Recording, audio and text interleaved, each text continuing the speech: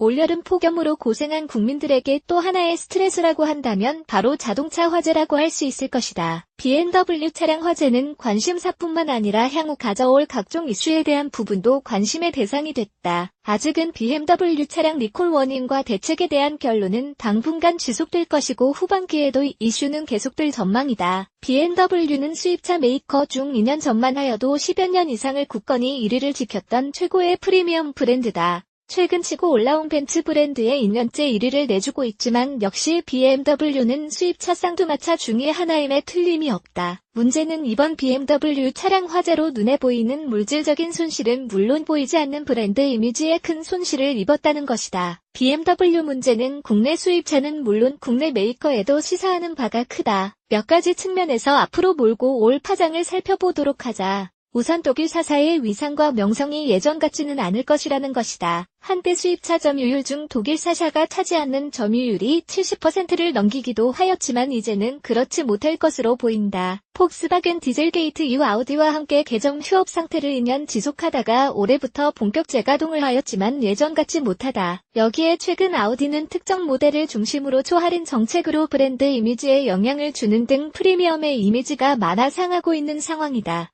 BMW 차량 화재 사건은 역시 2위에 머무르고 있는 위상에 더욱 큰 타격을 줄 것이다. 벤츠 1위 독주 체제가 당분간 지속되겠지만 이 역시 지속형으로 가기에는 고민이 많을 것이다. 가장 좋은 구도는 몇 개의 시장주도 메이커가 함께 주고받으면서 가는 구조가 단단하면서도 오래 갈 수 있는 구조라 할 수 있을 것이다. 독주 체제는 불안하고 주변 시기가 커지는 만큼 항상 긴장하고 조심하여야 하는 자리다. 물론 BMW가 예전의 명성을 찾기 위하여 얼마나 노력과 새로운 마케팅 전략으로 다시 소비자를 끌어오는가도 관건일 것이다. 둘째로 디젤 승용차가 제2의 위기에 직면했다는 것이다. 이미 정부에서는 디젤 차량에 대한 각종 규제를 언급하면서 옥죄고 들어오는 만큼 디젤 승용차의 위상은 점차 줄어들고 있다. 아마도 이번 BMW 사건 이후에는 더욱 소비자의 선택 폭이 좁아질 것이고 판매율도 저감될 것이다. 이번에 현대차의 그랜저 등 대표급 승용차의 디젤 엔진 탑재를 포기한 이유도 바로 이러한 흐름과 무관치 않다. 미국이나 일본같이 디젤 승용차에 대한 부정적인 인식은 더욱 커질 것이고 선택폭도 남다를 것이다. 당연히 수입차의 디젤 승용차 판매는 점차 사라질 것으로 예상된다. 이제 본격적으로 디젤 승용차의 암흑시대가 오고 있다고 할 수 있다.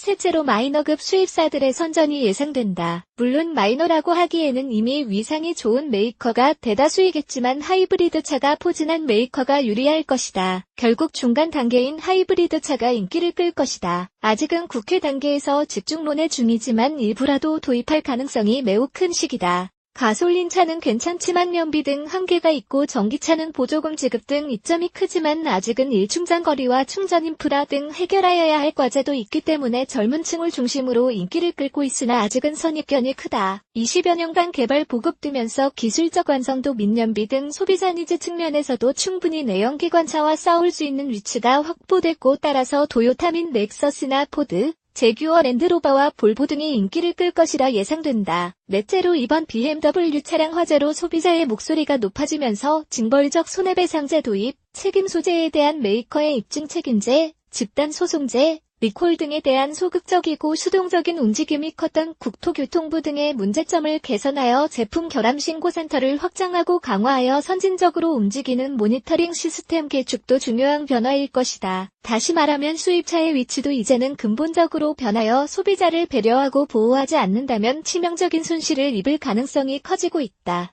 다섯째로 국내 메이커의 변신이다. 다양한 신차종으로 수입차와 대결하는 구도도 다양하게 만들어지겠지만 여기에 소비자 중심의 일선 움직임이 중요해졌다. 미국과 같이 소비자 중심의 판매와 적극적 배려는 이전과는 완전히 다른 시스템으로 움직일 것으로 보인다. 올해 후반은 자동차 산업과 문화에 큰 영향을 주는 시기가 될 것으로 예상된다. 여러 시사점을 주는 만큼 앞으로 변할 국민 중심의 제도적 법적 기반을 눈여겨보길 바란다.